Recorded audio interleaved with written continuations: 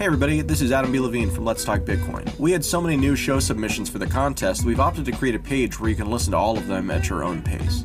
Visit letstalkbitcoin.com/contest to peruse the entire set, and feel free to vote for more than one. We'll be selecting multiple shows to join the network in Q1.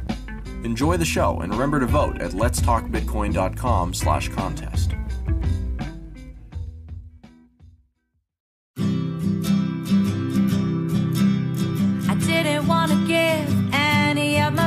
To a nation based on war, I wanted to be free, nothing holding me back from where I want to go. I thought about it, what was the choice that I made? Was to take away the money, don't give up your money, use Bitcoin whenever you pay, use Bitcoin whenever you pay.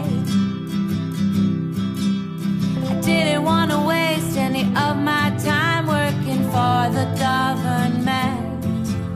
I wanted to be kind, open up my mind, just like an instrument. I thought about it, what was the choice that I made? Was to take away the money, don't give up your money, use Bitcoin whenever you pay, use Bitcoin whenever you pay.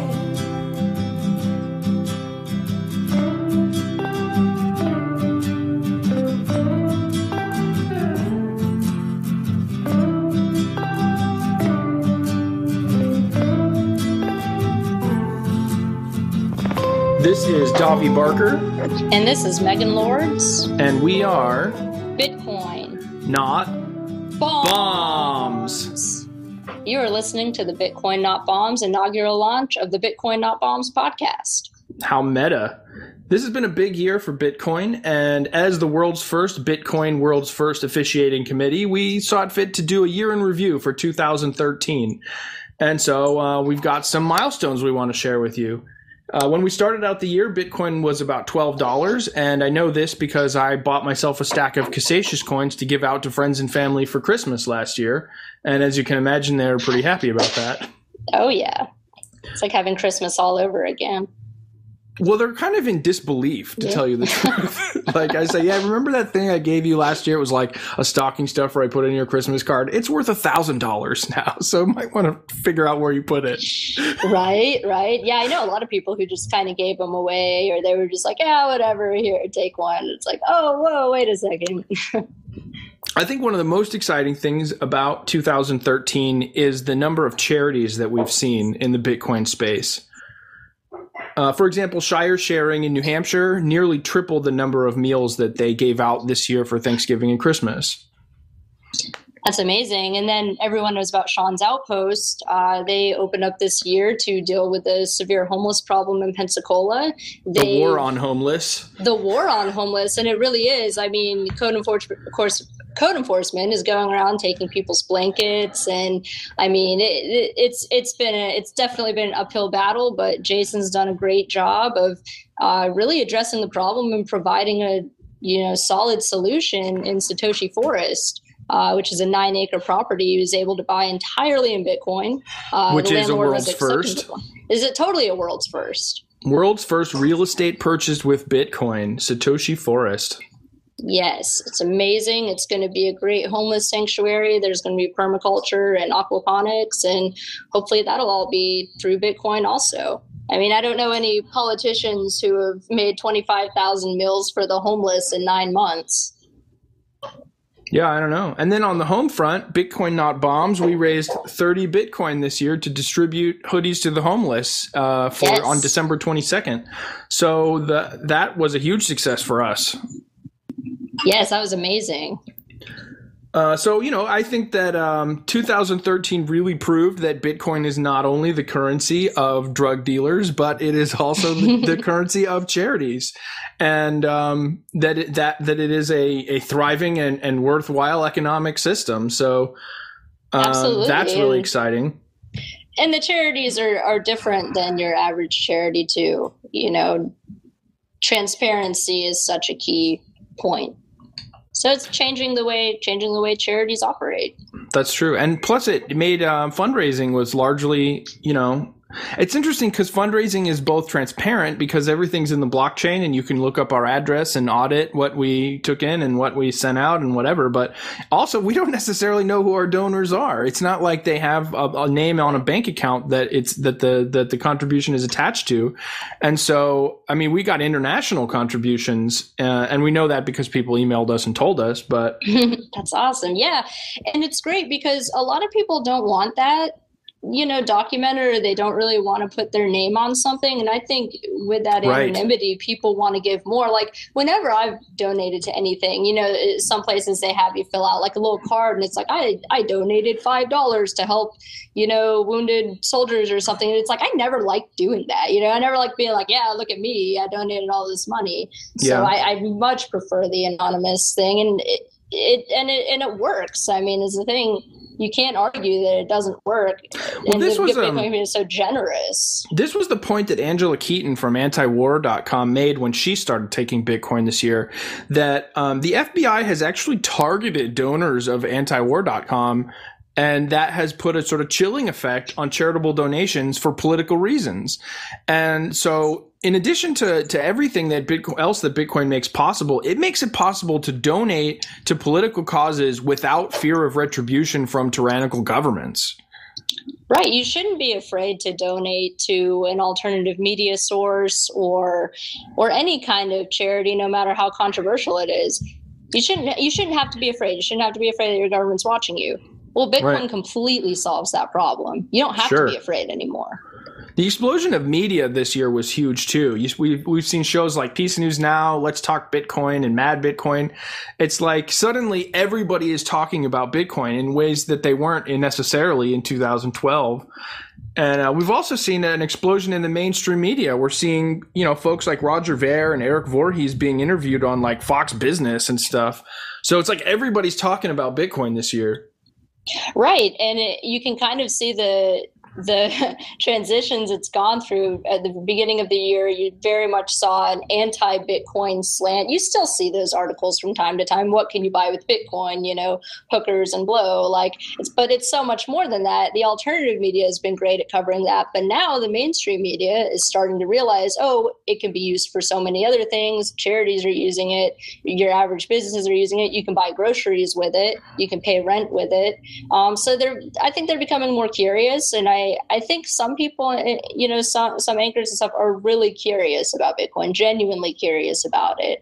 And that's been my experience. Out for it. Yeah. I mean, like one of the things that we do as Bitcoin Not Bombs is we've been cultivating a press list so that we can send out press releases whenever we have sort of launches or campaigns that we're doing, because part of our mission at Bitcoin Not Bombs is to promote favorable press for Bitcoin and to prove that it isn't just for hookers and blow, right? Exactly. And we've been completely successful in that. We've been in Wired Magazine, we've been in the Huffington Post, and those journalists, when they contacted us, they were much more curious than hostile, and I expected a little more sort of skepticism, but they really wanted to know. They really wanted the story, and that's really good, because that means as we move forward, that's going to become the narrative. The narrative is going to be what it's useful for, not necessarily what it's demonized with. Exactly, because all of the criticisms of what people can buy with Bitcoin apply to the dollar. So this is something that they really can't perpetuate for much longer. And I think eventually we're going to get to a point where we have Bitcoins or other cryptocurrencies. People are just using it, and they're not even going to think about all of the, so-called bad stuff you can do with it, just like cash is now. I mean, people know, most drugs are traded in with cash, but you don't think about that when you're using cash to pay for a pizza. Yeah, I mean, well, that's sort of an absurd objection.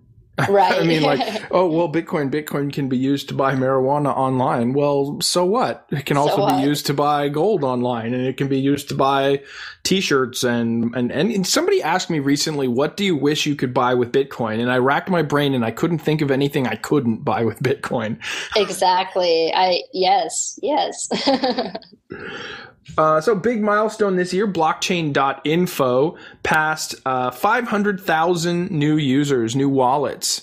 And that is a huge number. That is people who are sort of new to Bitcoin. I've been to events where I've signed up 20, 30 people with their first wallet, So new people in the community, new people in the economy means more innovation. It means more liquidity, mobility, stability, whatever you want to call it, more people in the party.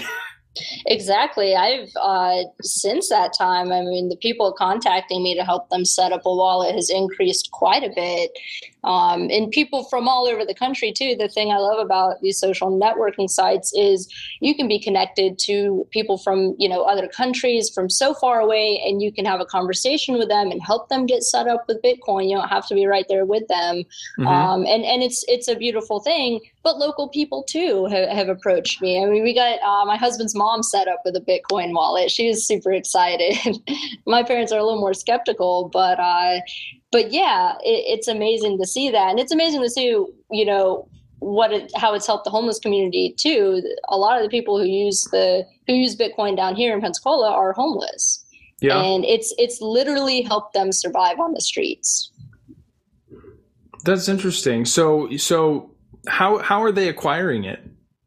What they do is they have little apps on their phone, and they would connect to publicly available internet, like outside of the public library, and they would do little reviews and work for Bitcoin. There's sites you can go to where you get tiny amounts of Bitcoin, and you just work reviewing videos or other content for accuracy, and you're able to make small amounts of Bitcoin. It's awesome.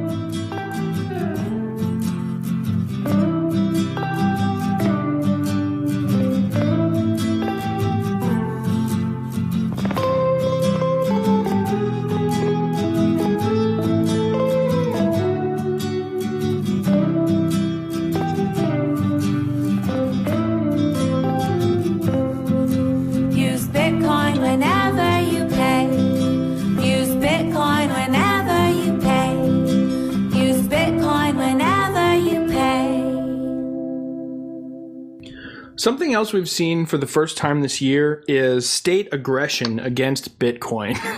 We saw the world's first Bitcoin ban in Thailand. We saw the raiding and seizing of the equipment of the Silk Road in California.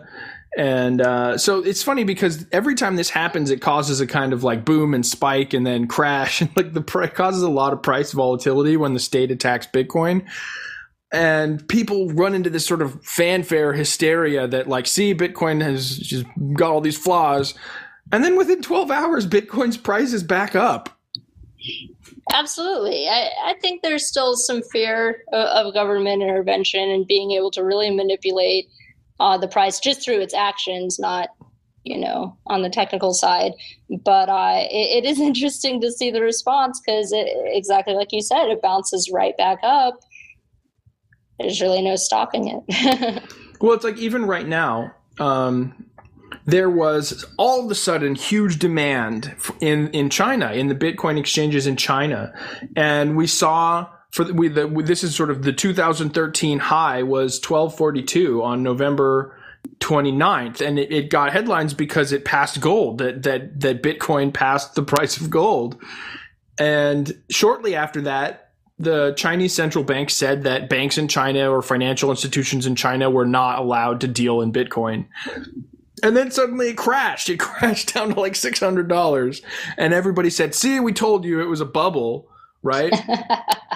But it's $900 now. It's $900 now. And it's like the people who are saying, see, we told you it was a bubble. It's like, yeah, but you told me that when it was $400, right? Like they were saying it when it was $30. That's when I really got interested in it, when it hit the price of silver or what silver was at the time. I think that was a milestone for a lot of people. It really was. They were like, oh, no, it can't possibly, Because what does that mean? That means the aggregate of the market has decided that it would rather have a Bitcoin than an ounce of silver. Well, the market was definitely an influence. Now, the sad thing about silver is it's heavily manipulated. So the price you're seeing for silver right now doesn't really reflect the real price of silver. I mean, they're mining it out of the ground, and there's mines that are shutting down because they can't sell their silver for enough of a profit to stay in business with all of the costs that they've accrued. So there's all this manipulation through the paper markets. with silver.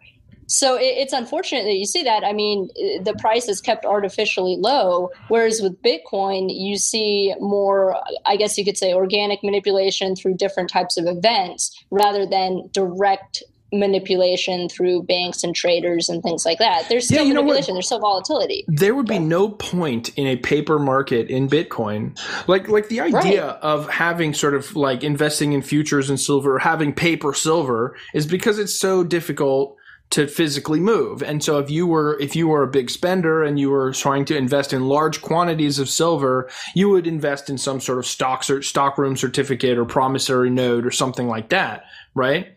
But there's no quantity of Bitcoin that it is more efficient to send me a piece of paper than to just send me the Bitcoin. Yes, and it prevents manipulation. What we always say at Roberts & Roberts is if you don't hold it, you don't own it. That's why we only deal in physical precious metals, because the paper ones, and this has actually happened before, where you can call up traders and say, I want to take delivery on my paper contract. Well, that paper contract is loaned out to multiple people. Like the silver that's backing that contract is loaned out to multiple people. So you got to get it released from all these other contracts. So, it's a total mess. If people found out what was really going on with silver, it would be infuriated. But it happens with a lot of things too, not just silver. But there's not physical silver backing up that paper. That physical silver has just been, fractionally divided or just promised outright to all these other people. Let's talk about Roberts & Roberts, because in 2012, the big sort of precious metals dealer in the Bitcoin space was a website called Coinable. But Coinable wasn't physically holding the precious metals. They were taking in orders, and then once they received the orders, they were converting the Bitcoin to cash, purchasing the metal, and shipping it to you. So they were sort of earning their Bitcoin, and they were shipping you their metal, but it was a very slow process. And then Roberts & Roberts comes on the scene, and I think they're probably, as far as I know, the first precious metals broker to accept Bitcoin. And now there are more than one. Now there's a Maggie Metals, and there's a few others, I think. And so this objection, what can you buy with Bitcoin? Like, we can talk about gift cards all day long, but when you tell a person, oh, you can buy gold with it,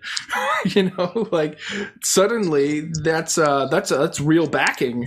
Right. And that's why I don't really see this whole gold versus Bitcoin debate. Kind of seems unnecessary to me, because I don't think it is a versus situation. I think it's more of a cooperative situation. They're both hedges against a dying dollar.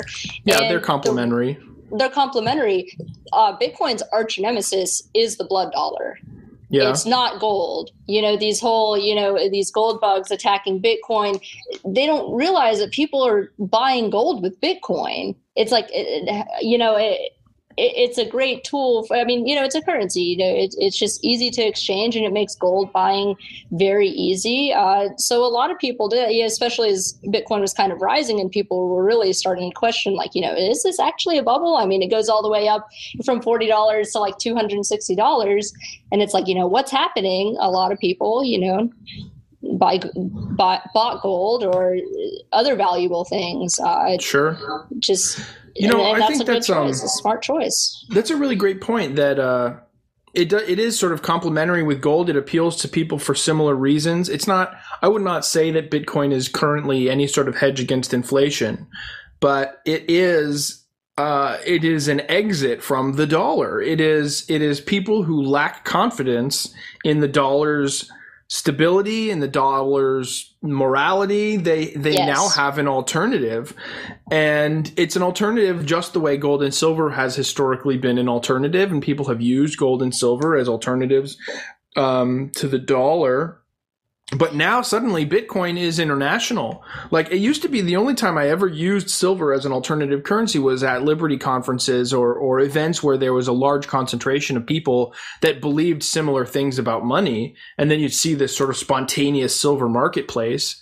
But now all of those places have transformed into Bitcoin marketplaces. And at the same time, when I leave the conference and I go home, I don't have to sit on my currency until the next conference. It is still usable, still accessible. I can still trade with those same people from the conference or trade with a client in Japan or something. It doesn't matter.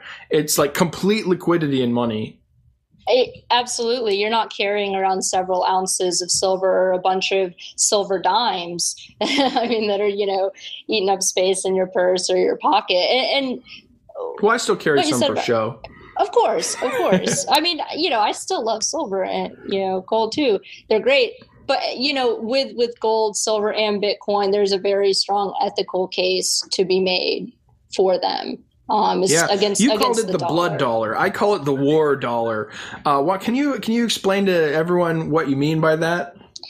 The blood dollar. It's the de facto currency used for war, whatever you want to call that, humanitarian wars, however you define that. Basically, our government going in and invading other countries and killing their people, whether on the ground or with drones or anything like that. It is the currency. It's tax dollars, Federal Reserve notes that are funding that. Mm-hmm. Bitcoin, I mean, I guess if you, I guess some way you could use Bitcoin for those same things, but it's by and large not being used for I don't think it's possible. I don't think that it is possible to wage war with Bitcoin. And the reason is this. Even let's presuppose that your military contractors take Bitcoin, and let's presuppose that governments are somehow able to seize enough Bitcoin to pay those military contractors. That is still not enough of an economic game to fund a war. You cannot tax citizens enough to fund a war. It's just not possible. There's not enough productive capital in a population to fund the kind of complete war that we see now. To fund that kind of war, you have to be able to inflate money. You have to be able to print money. You have to be able to give a blank check to the military contractor, right? And Bitcoin will not allow that. The protocol will not allow the government to create Bitcoin out of nothing and use it to fund warfare. And I think without that ability that the dollar gives government, that they could not wage war the way that they do. I didn't want to give any of my money to a nation based on war. I wanted to be free, nothing holding me back from where I want to go.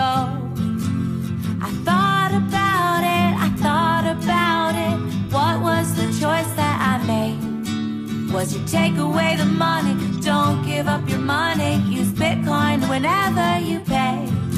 Use Bitcoin whenever you pay. I didn't want to waste any of my time working for the government. I wanted to be kind, open up my mind, just like an instrument. I thought about it, what was the choice that I made? Was to take away the money, don't give up your money, use Bitcoin whenever you pay. Use Bitcoin whenever you pay.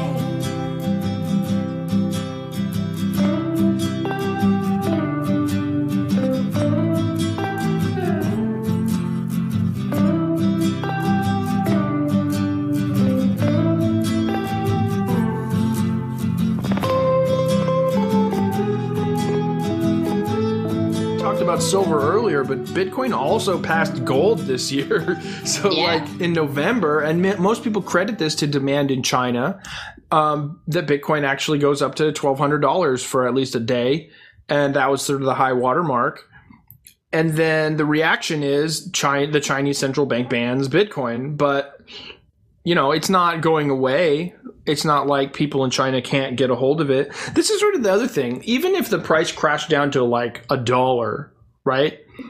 There's nothing about the protocol that goes away. It is still entirely possible for me to transfer however many Bitcoin that is anywhere in the world.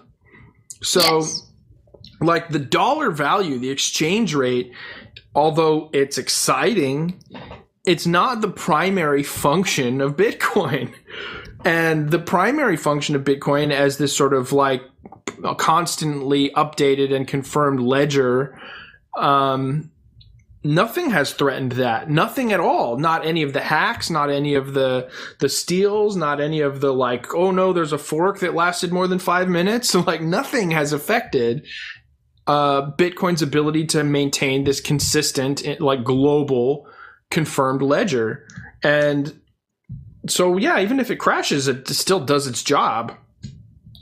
Right. And it's no surprise that China would try to control it. And they're not very big on economic freedom. But, if you're not really big on economic freedom, you're going to suffer economic consequences. So I think they made a very bad decision. Of course, it didn't really affect the people's ability to use it necessarily. But as far as, their industries go and things like that, I think that was just a really poor decision trying to ban the banks from using it. I think that'll definitely be coming back around, and they'll be suffering the consequences. But we get to see the fallout from it. That's what I'm excited about. We get to see, if there's a ban, what technologies come out of that prohibition? What innovations does the market come up with to work around whatever regulations and hurdles they throw up in front of the free exercise of Bitcoin, right? Yeah. So I saw a fun statistic. This is again sort of 2013 in review, that if you look at the price from beginning to end, from the high point to the low point in 2013, Bitcoin's price increase was 10,000. Crazy. It's totally insane. This is also sort of to do with Roger Ver, the so-called Bitcoin Jesus, right? Roger Ver from blockchain.info and from memory dealers and things. But he donated $1 million in Bitcoin to the Foundation for Economic Education. And he did that because he lost a bet. And he made a bet 2 years ago that Bitcoin would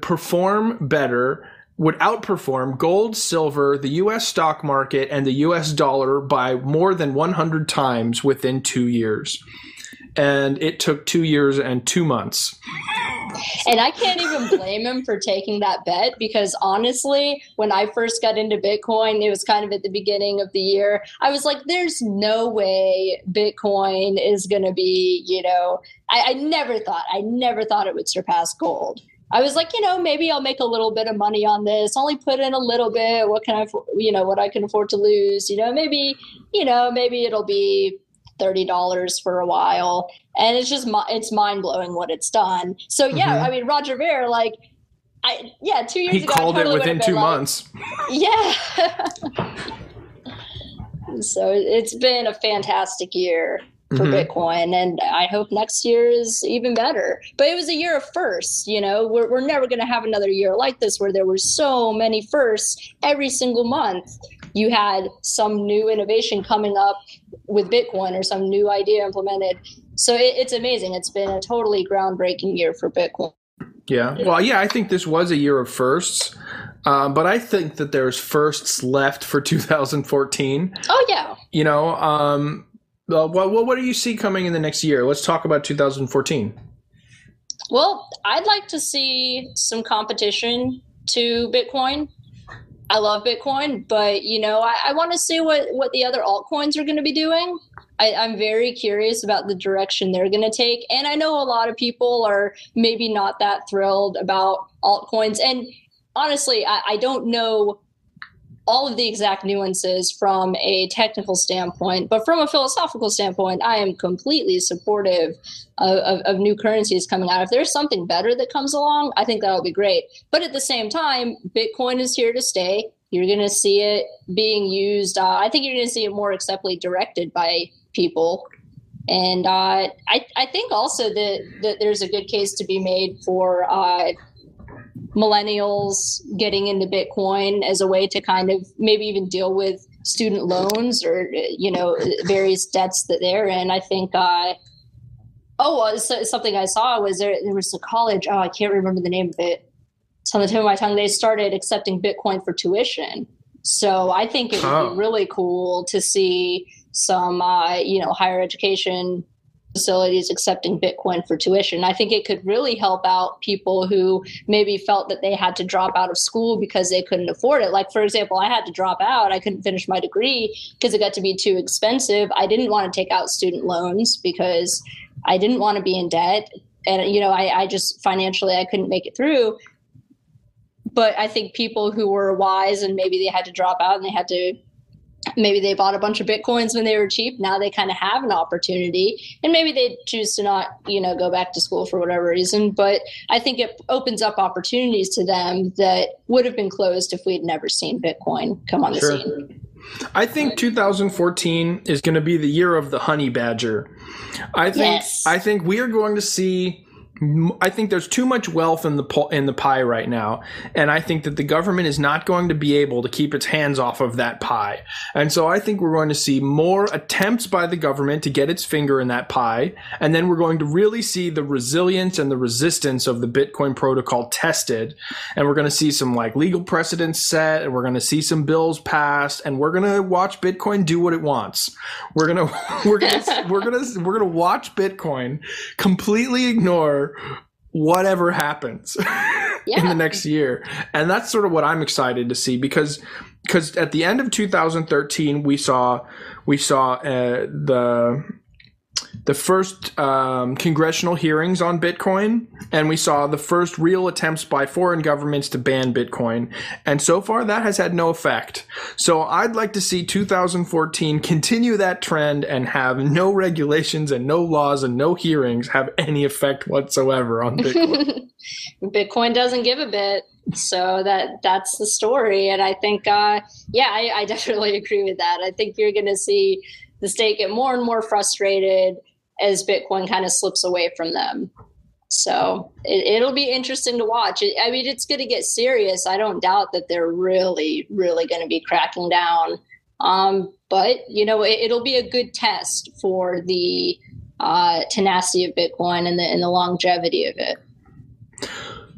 So this has been Bitcoin Not Bombs' inaugural Bitcoin Not Bombs podcast, and I think that we're ready to sign off. But until next time, this is Davi Barker. And this is Megan Lords. And this is, I don't know we don't have an outro script. What's our script?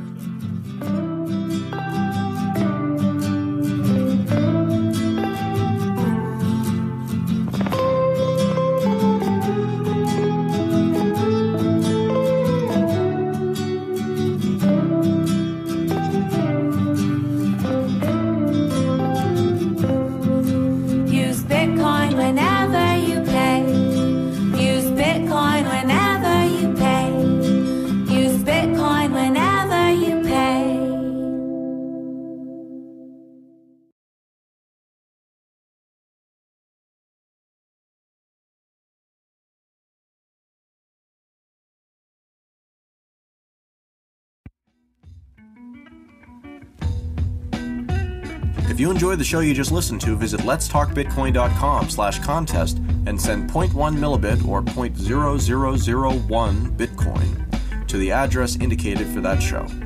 Thanks for helping.